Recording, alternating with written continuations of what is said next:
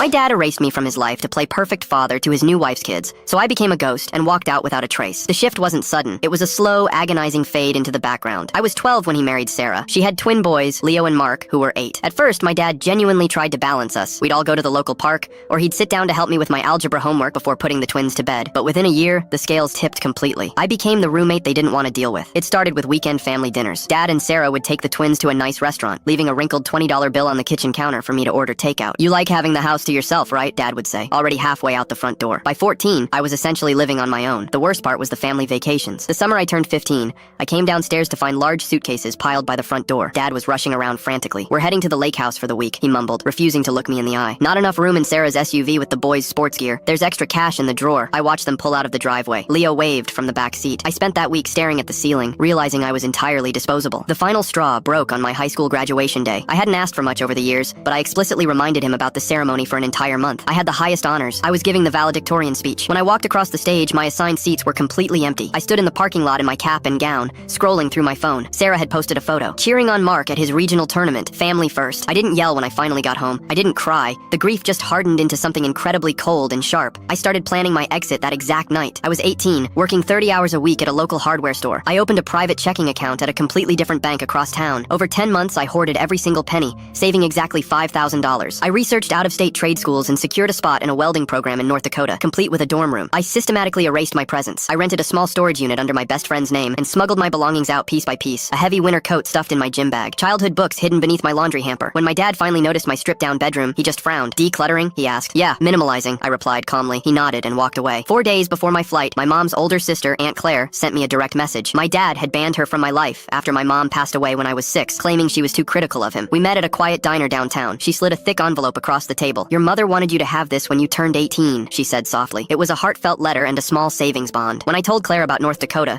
she just reached across the table and squeezed my hand, her eyes welling up with tears. "You are surviving," she whispered. "I am so proud of the man you're becoming." On a cold Tuesday morning, the house was dead silent. I stood in the kitchen and left a heavy, sealed envelope on his precious espresso machine. The letter inside was precise. I listed every abandoned holiday, the deserted graduation, and the countless times I was left behind with a $20 bill. I told him he didn't have to pretend to be my father anymore. I was releasing him from the burden. My taxi arrived at 3:30 a.m. I stepped out into the freezing air and didn't look back once. My phone lit up at noon. It was my dad. "What is this? You can't just abandon your family?" I blocked his number immediately. "I am in Bismarck now, finishing my first semester. Aunt Claire calls me every Sunday evening. I finally have a family that remembers I exist."